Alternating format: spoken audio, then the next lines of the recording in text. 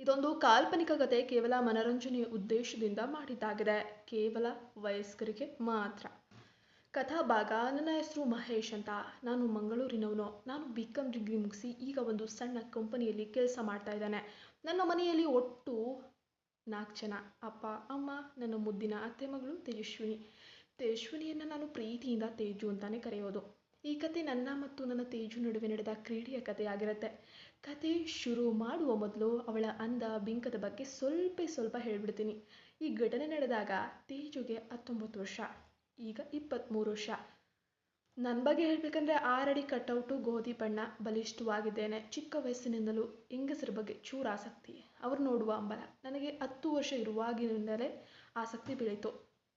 ನನಗೆ ನಿಜವಾದ ಕ್ರೀಡೆ ಬಗ್ಗೆ ಗೊತ್ತಿರಲಿಲ್ಲ. ನಾನು ಬೆಳೆದಂತೆ ಎಲ್ಲವೂ ಅರ್ಥವಾಯಿತು. ಈ ಎಲ್ಲ ವಿಷಯಗಳು ಗೊತ್ತಾದ ಮೇಲೆ ನನಗೆ ಮತ್ತೆ ತೇಜು ಮೇಲೆ ಒಲವು ಹೆಚ್ಚಾಯಿತು. ಹೇಗಾದರೂ ಮಾಡಿ ಅವಳನ್ನು ನೋಡಬೇಕನ್ನಿಸ್ತಿತ್ತು. ನನ್ನ ಗೆಳೆಯರಿಂದ ಅಂತಹ ಫಿಲಮ್ಗಳ ಬಗ್ಗೆ ತಿಳ್ಕೊಂಡೆ. ನಾನು ಇಂಟರ್ನೆಟ್ನಲ್ಲಿ ಹುಡುಕಿ ಒಂದೆರಡು ದೃಶ್ಯಗಳನ್ನು ಡೌನ್ಲೋಡ್ ಮಾಡಿ ಇಟ್ಕೊಂಡಿದ್ದೆ. ನಾನು ಫಿಲಿಮ್ಗೆ ವ್ಯಸನಿ ಆಗಿಬಿಟ್ಟೆ. ದಿನಕ್ಕೆ ಒಂದಾದರೂ ದೃಶ್ಯ ನೋಡಲಿಲ್ಲ ಅಂದರೆ ನನಗೆ ಆ ದಿನ ತೃಪ್ತಿ ಅಂತಲೇ ಅನ್ನಿಸ್ತಿರ್ಲಿಲ್ಲ. ನೋಡುತ್ತಲೇ ನಾನು ಹ್ಯಾಂಡ್ ವರ್ಕ್ ಮಾಡಲು ತಾನಾಗಿಯೇ ಕಲ್ತ್ಬಿಟ್ಟೆ. ನಾನು ವ್ಯಸನಿ ಆಗಿಬಿಟ್ಟೆ. ಕಾಲ ಕಳೆದ ಹಾಗೆ ಫಿಲಿಮ್ ಮತ್ತು ಹ್ಯಾಂಡ್ ವರ್ಕ್ ಅಷ್ಟೊಂದು ತೃಪ್ತಿಯನ್ನು ಕೊಡ್ತಾನೆ ಇರಲಿಲ್ಲ. ನನಗೆ ಇನ್ನೂ ಹೆಚ್ಚಿನ ತೃಪ್ತಿ ಬೇಕೆನಿಸಲು ಆರಂಭಿಸಿತು. ನನ್ನ ತೃಪ್ತಿಗೆ ಒಂದು ಹೆಣ್ಣು ಬೇಕು, ಹೆಣ್ಣಿನಿಂದನೇ ಬೇಕು ಅಂತ ನನ್ನ ಮನಸ್ಸು ಹೇಳಲು ಆರಂಭಿಸಿತು. ಆಗ ನನ್ನ ಕಣ್ಣಿಗೆ ಬಿದ್ದದ್ದು ನನ್ನ ಅತ್ತೆ ಮಗಳು ತೇಜು. ನನಗೆ ತೇಜುವಿನ ಮೇಲೆ ಮೊದಲಿಂದಲೂ ಒಂದು ರೀತಿ ಪ್ರೀತಿ. ಅವಳಿಗೆ ಯಾರಾದರೂ ಬೈದರೆ, ಯಾರಾದರೂ ಹೊಡೆದ್ರೆ ನನಗೆ ತುಂಬ ಕೋಪ ಬರ್ತಿತ್ತು. ತಿರುಗಿಸಿ ಅವರನ್ನೇ ಬೈತಿದ್ದೆ. ನನ್ನ ಅಪ್ಪ ಅಮ್ಮನಿಗೂ ಕೂಡ ಅವಳನ್ನು ಹೊಡೆಯಲು ಬೈಯಲು ಬಿಡ್ತಿರ್ಲಿಲ್ಲ. ಅವಳ ಮೇಲೆ ನನಗೆ ಅತಿಯಾದ ಪ್ರೀತಿ ಮತ್ತು ಕಾಳಜಿ ಆಗಿನಿಂದಲೂ ಇತ್ತು. ಅವಳು ಕೂಡ ನನ್ನನ್ನು ಅಷ್ಟೇ ಪ್ರೀತಿಸ್ತಿದ್ಲು, ಗೌರವಿಸ್ತಿದ್ಲು. ನನ್ನನ್ನು ಯಾವುದೇ ಸಂದರ್ಭದಲ್ಲಿಯೂ ಬಿಟ್ಟು ಕೊಡ್ತಿರ್ಲಿಲ್ಲ. ಅದು ಒಂದು ನಿಷ್ಕಲ್ಮಶ ಪ್ರೀತಿ ಆಗಿತ್ತು. ಏನೋ ಗೊತ್ತಿಲ್ಲ, ಒಂದಿನ ನಾನು ಇದ್ದಕ್ಕಿದ್ದ ಹಾಗೆ ನನ್ನ ಕಲ್ಪನೆಯಲ್ಲಿ ತೇಜು ನನ್ನ ಮುಂದೆ ಬಂದ್ಬಿಟ್ಲು. ನನಗೆ ಈ ಸಂದರ್ಭದಲ್ಲಿ ಅವಳನ್ನು ನೆನೆಯೋದು ತಪ್ಪು ಅಂತ ಅನ್ನಿಸ್ತು. ನನ್ನ ಮನಸ್ಸು ಕೇಳಲೇ ಇಲ್ಲ. ಅವಳನ್ನೇ ನೆನೆಯುತ್ತಾ ನಾನು ನಂತರ ಹ್ಯಾಂಡ್ ವರ್ಕ್ ಮಾಡಿದ್ದು ತಪ್ಪು ಅನಿಸೋಕೆ ಆರಂಭ ಆಯಿತು. ಆದರೂ ಅದು ಬಹಳ ಹೊತ್ತು ಉಳಿಲಿಲ್ಲ. ನೆನೆಯಲು ಮತ್ತೆ ಆರಂಭಿಸಿದೆ. ಅದು ನನಗೆ ಸಾಮಾನ್ಯ ನಾರ್ಮಲ್ ಆಗಿ ಅನ್ನಿಸ್ತಿತ್ತು. ಅವಳನ್ನು ನಾನು ಒಂದು ಹೆಣ್ಣಾಗಿ ನೋಡಲು ಆರಂಭಿಸಿದೆ. ಅವಳನ್ನು ಪಡೆಯಬೇಕೆಂಬ ಆಸೆ ಬಂತು. ಆದರೆ ಹೇಗೆ ಅಂತ ಗೊತ್ತಾಗಲಿಲ್ಲ. ಆ ಸಮಯ ಬರುವವರೆಗೂ ಕಾಯೋಣ ಅಂತ ಸುಮ್ಮನಾಗಿಬಿಟ್ಟೆ. ತೇಜು PUC ಮುಗಿಸಿ BCS ಮಾಡಲು ಶುರು ಮಾಡಿದ್ಲು. ನಾನು BCom 3ನೇ ವರ್ಷ ಓದ್ತಿದ್ದೆ. ತೇಜು ತುಂಬ ಮೆಚೂರ್ಡ್ ಆಗಿ ಕಾಣ್ತಿದ್ಲು. ಅಂದರೆ ಈಗ ಚೆನ್ನಾಗಿ ವಯಸ್ಸಾದ ಹುಡುಗಿಯಾಗಿ ಕಾಣ್ತಿದ್ಲು. ಅವಳು ತುಂಬ ಆಕರ್ಷಣೀಯವಾಗೂ ಕೂಡ ಕಾಣ್ತಿದ್ಲು. ಒಂದಿನ ನಾನು ಅವಳ ಕಾಲೇಜಿನಲ್ಲಿ ಸ್ಯಾರಿ ಡೇ ಇತ್ತು, ಅಂದರೆ ಒಂದು ಫಂಕ್ಷನ್ ಇತ್ತು. ಅವತ್ತು ಅವಳು ಮರೂನ್ ಬಣ್ಣದ, ಗೋಲ್ಡನ್ ಬಣ್ಣದ ಜರಿ ಇರುವ ಸೀರೆಯನ್ನು ಉಟ್ಕೊಂಡು ರೂಮಿಯಿಂದ ಹೊರಗೆ ಬರ್ತಾಳೆ. ಕೂದಲನ್ನು ಸಡಿಲಾಗಿ ಬಿಟ್ಟಿದ್ಲು. ನಿಜವಾಗ್ಲೂ ಹೇಳಬೇಕಂದ್ರೆ ಅವಳು ಏಂಜಲ್ ಥರ ಕಾಣ್ತಿದ್ಲು. ಹೀಗೆ ಅವಳ ಅಂದವನ್ನು ನೋಡುತ್ತಾ ನಾನು ಮತ್ತೆ ಹ್ಯಾಂಡ್ ವರ್ಕ್ ಮಾಡ್ಕೊಳ್ಳೋಕೆ ಟಾಯ್ಲೆಟ್ಗೆ ಹೋದೆ. ಅವಳನ್ನು ಆ ಗಳಿಗೆಯಲ್ಲಿ ಯಾವಾಗ ನೋಡಿದ್ನೋ, ನಾನು ಅವಳನ್ನು ಯಾವಾಗ ಸೇರ್ತೀನಿ ಅಂತ ಕಾಯ್ತಾ ಇದ್ದೆ. ಆ ಸ್ವರ್ಗ ಸಮಯ ಬಂದೇ ಬಿಟ್ಟಿತ್ತು. ಅದು ಅವಳ ಕಾಲೇಜಿನ ಆ್ಯನ್ಯುವಲ್ ಡೇ ಇತ್ತು. ತೇಜು ಬೆಳಗ್ಗೆ ಕಾಲೇಜಿಗೆ ಹೋಗಿದ್ಲು. ನಾನು ಕೂಡ ಕಾಲೇಜಿಗೆ ಹೋಗಿದ್ದೆ. ಸಂಜೆ ಬಂದು ಫ್ರೆಶ್ ಅಪ್ ಆಗಿ ಬಟ್ಟೆ ಬದಲಾಯಿಸಿ TV ನೋಡ್ತಾ ಕುಳಿತುಕೊಂಡ್ವಿ. ಸುಮಾರು 10 ಗಂಟೆ ಆದರೂ ತೇಜು ಬರಲಿಲ್ಲ. ಅಮ್ಮ, ಮಹೇಶ್ ಸ್ವಲ್ಪ ನೀನೇ ಹೋಗಿ ನೋಡ್ಬಾರಪ್ಪ. ಸರಿ ಅಂತ ನಾನು ಹೊರಟಿದ್ದೆ. ಅಷ್ಟರಲ್ಲಿ ತೇಜುನೇ ಕಾಲ್ ಮಾಡಿದ್ಲು. ನಾನು ರಿಸೀವ್ ಮಾಡಿ, ಹಲೋ ತೇಜು, ಎಲ್ಲಿದ್ದೀಯಾ? ನಾನು ಮನೇಲಿ. ಯಾಕೆ, ಏನಾಯಿತು? ತೇಜು, ಲೇಟ್ ಆಯಿತು ಕಣೋ, ಪ್ಲೀಸ್ ಯಾವ ಬಸ್ಸು ಇಲ್ಲ, ಸ್ವಲ್ಪ ಬಂದು ಪಿಕ್ ಮಾಡ್ತೀಯಾ? ಇಲ್ಲ ಆಟೋನೂ ಇಲ್ಲ, ಸ್ವಲ್ಪ ಬೈಕ್ ತೊಗೊಂಡು ಬರ್ತೀಯೇನೋ? ನಾನು ಸರಿ ಅಲ್ಲೇ ಇರು, ಬಂದೆ. ಫೋನ್ ಕಟ್ ಮಾಡಿ ನಾನು ಹೋಂಡಾ ಡ್ರೀಮ್ ಬೈಕ್ ತೊಗೊಂಡು ಹೊರಟೆ. ನಾನು ಅವಳ ಕಾಲೇಜ್ ಹತ್ತಿರ ಬರುವ ಬಸ್ ಸ್ಟಾಪಿಗೆ ಹೋದೆ. ತೇಜು ಒಬ್ಬಳೇ ನಿಂತಿದ್ಲು. ಅವಳು ನೀಲಿ ಬಣ್ಣದ ಸೀರೆಯನ್ನೇ ಉಟ್ಕೊಂಡಿದ್ಲು. ಅದಕ್ಕೆ ಸಣ್ಣನೆಯ ಗೋಲ್ಡನ್ ಬಣ್ಣದ ಜರಿಯನ್ನು ಹಾಕೊಂಡಿದ್ಲು. ಅವಳ ಬಿಳಿ ಬಣ್ಣಕ್ಕೆ ಆ ಸೀರೆ ತುಂಬ ಅಂದರೆ ತುಂಬ ಚೆನ್ನಾಗಿ ಕಾಣ್ತಿತ್ತು. ಹೊಳೆ ಹುಣ್ಣಿಮೆಯ ಚಂದ್ರನ ಹಾಗೆ ಕಂಗೊಳಿಸ್ತಿದ್ಲು. ನಾನು ಅವಳ ಬಳಿ ಹೋಗಿ U-ಟರ್ನ್ ತೆಗೆದುಕೊಂಡು ಬೈಕ್ ನಿಲ್ಲಿಸಿದೆ. ನಾನು, ಇದು ತೇಜುನಾ ಅಂದೆ. ತೇಜು, ಹಾಂ ನಾನೇ. ಯಾಕೋ? ನಾನು, ಗುರ್ತೇ ಸಿಗ್ತಿಲ್ಲ, ಏಂಜಲ್ ಥರ ಕಾಣಿಸ್ತಿದೀಯಾ? ತೇಜು, ಓಹೋ ಹೌದಾ, ಸಾಕು ಸಾಕು, ಥ್ಯಾಂಕ್ ಯು. ನಾನು, ಸರಿ ಬಾ ಕೂತ್ಕೋ ಹೋಗೋಣ. ತೇಜು ಬೈಕ್ ಏರಿ ಒಂದು ಕಡೆ ಮುಖ ಮಾಡಿ ಕುಳಿತುಕೊಂಡ್ಳು. ನಾನು ಸ್ವಲ್ಪ ಸ್ಪೀಡಾಗಿ ಹೋಗ್ತಿದ್ದೆ. ಮಧ್ಯದಲ್ಲಿ ಒಂದು ಹಂಪಿನ ಮೇಲೆ ಹತ್ತಿಸಿದಾಗ ಆ ವೇಗಕ್ಕೆ ತೇಜು ಜಿಗಿದು ಮುಂದಕ್ಕೆ ಬರ್ತಿದ್ಲು. ತೇಜು ನಿಧಾನ. ನಾನು, ಯಾಕೆ ಭಯಾನ? ತೇಜು, ಏನು ಭಯಾನ ನನಗ? ತೇಜು, ಇವಾಗ ಎಷ್ಟು ಬೇಕಾದರೂ ಸ್ಪೀಡಾಗಿ ಹೋಗು, ನಾನು ತಡೆಯಲ್ಲ ಅಂತ ಹೇಳ್ತಾಳೆ. ಅಲ್ಲೇ ಅವಳನ್ನು ಏನೇನೋ ಮಾಡಬೇಕನ್ನೋ ಬಯಕೆ ಹುಟ್ಕೊಳ್ತು. ನನ್ನನ್ನು ನಾನು ಸುಧಾರಿಸ್ಕೊಂಡೆ. ಸುಮ್ಮನೆ ಬ್ರೇಕ್ ಹಾಕಲು ಆರಂಭಿಸಿದೆ. ಅವಳು ಬ್ರೇಕ್ ಹಾಕಿದಾಗೆಲ್ಲ ಜೋರಾಗಿ ನಗುತ್ತಾ ನನಗೆ ಸಹಕಾರ ನೀಡ್ತಿದ್ಲು ಅಂತ ಅನ್ನಿಸ್ತಿತ್ತು.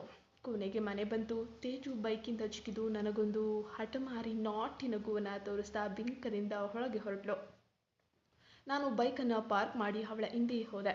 ಅಪ್ಪ ಅಮ್ಮ ಟಿ ವಿ ನೋಡ್ತಿದ್ರು. ಅಮ್ಮ ತೇಜುನ ನೋಡಿ, ಅಮ್ಮ ಯಾಕೆ ಲೇಟು? ತೇಜು, ಆ್ಯನ್ಯುವಲ್ ಡೇ ಅತ್ತೆಮ್ಮ. ಇಷ್ಟೊತ್ತಾಯ್ತಾ? ಅಮ್ಮ, ಆ್ಯನ್ಯುವಲ್ ಡೇ ಇದ್ದರೆ ಬೇಗ ಬರೋಕ್ಕಾಗಲ್ವಾ? ಹೆಣ್ಮಕ್ಳು ಹೀಗೆ ತಡರಾತ್ರಿ ಮನೆಗೆ ಬಂದರೆ ಏನು ಮಾಡಬೇಕು? ಅಮ್ಮ ಬೈಯಲು ಆರಂಭಿಸಿದ್ಲು. ತೇಜುಗೆ ಸ್ವಲ್ಪ ಕೋಪ ಮಾಡಿಕೊಂಡ್ಳು. ರೂಮ್ಗೆ ಹೋದಳು. ನಾನು ಅವಳನ್ನು ಸಮಾಧಾನ ಮಾಡಲು ರೂಮಿಗೆ ಹೋಗ್ತೀನಿ. ಅವಳು ಮಲ್ಕೊಬಿಟ್ಟಿದ್ಲು ಬೇಜಾರಲ್ಲಿ. ನಾವು ತೇಜು, ಏನೇ ಇಷ್ಟಕ್ಕೆ ಕೋಪ ಮಾಡ್ಕೊತಾರಾ?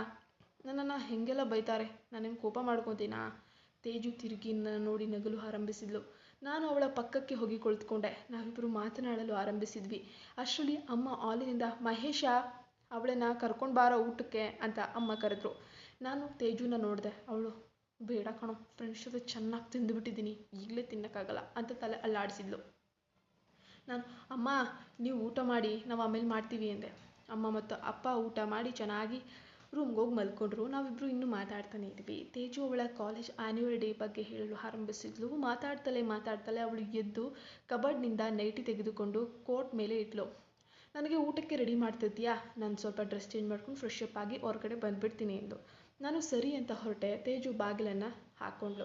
ನಾನು ಸ್ವಲ್ಪ ನಿರಾಸೆ ಆಯಿತು. ನನಗೆ ಅಲ್ಲೇ ಇದ್ದಿದ್ರೆ ಅವಳನ್ನು ನೋಡಬಹುದಿತ್ತಲ್ಲಪ್ಪ ಅಂತ ಒಂದು ಮನಸ್ಸಲ್ಲಿ ಭಾವನೆ. ನಾನು ಊಟಕ್ಕೆ ರೆಡಿ ಮಾಡಿದೆ. ಅಷ್ಟರಲ್ಲಿ ತೇಜು ಕೂಡ ಹೊರಗೆ ಬಂದಳು. ಊಟಕ್ಕೆ ಕುಳಿತುಕೊಂಡ್ಳು.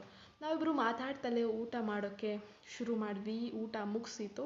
ನಾನು ಕೈ ತೊಳ್ಕೊಂಡು ನನ್ನ ರೂಮಿಗೆ ಹೊರಟಿದ್ದೆ. ಆಮೇಲೆ ಏನಾದರೂ ರೂಮಿಗೆ ಹೊರಟಿದ್ದು ಕರೆದು ಒಂದು ದೊಡ್ಡ ವಿಚಾರವನ್ನು ಸ್ಫೋಟಿಸಿದ್ಲು. ಆ ಕ್ಷಣ ಸಂಪೂರ್ಣವಾಗಿ ನನ್ನನ್ನೇ ಬದಲಾಯಿಸಿತು. ಅದೇನೆಂದರೆ, ತೇಜು ಒಬ್ಬ ಹುಡುಗನನ್ನು ಪ್ರೀತಿ ಮಾಡ್ತಿದ್ದಾಳೆ. ಅವನನ್ನು ಮದುವೆಯಾಗಲು ನಾನು ಹೆಲ್ಪ್ ಮಾಡಬೇಕಂತೆ. ಅತ್ತೆ ಮಾವನಿಗೆ ಹೇಳಿ ಅವನ ಜೊತೆ ನಾನು ಮದುವೆ ಮಾಡಿಸ್ಬೇಕಂತೆ ಅಂತ ಹೇಳಿದ್ಲು. ಆ ಕ್ಷಣವೇ ನನ್ನ ಹೃದಯ ನುಚ್ಚು ನೂರಾಗೋಯ್ತು. ಅಂದಿನಿಂದ ನಾನು ಹೆಚ್ಚು ಹುಡುಗಿಯರ ಜೊತೆ ಫ್ಲರ್ಟ್ ಮಾಡೋಕ್ಕೆ ಶುರು ಮಾಡಿದೆ. ಹೀಗೆ ಮದುವೆ ಆದರೂ ಕೂಡ ಇವತ್ತು ಕೂಡ ನಾನು ಎಲ್ಲರ ಜೊತೆನೂ ಫ್ಲರ್ಟೇ ಮಾಡ್ತಾಯಿದ್ದೀನಿ. ಕಾರಣ ತೇಜು. ನನ್ನ ನಿಜವಾದ ಪ್ರೀತಿ ಎಂದು ಸತ್ತು ಹೋಯಿತು. ಇದು ನನ್ನ ಹೆಂಡತಿಯ ಅಕ್ಕನೊಂದಿಗೆ ಸಂಬಂಧ ಇಟ್ಟುಕೊಂಡ ಕತೆ.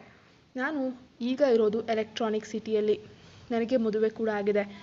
ನನ್ನ ಕಥೆಯಲ್ಲಿ ನನ್ನ ಹೆಂಡತಿ ಕಥಾನಾಯಕಿ ಅಲ್ಲದ ಕಾರಣ ಅವಳ ಹೆಸರನ್ನು ಹೇಳೋದು ಬೇಡ.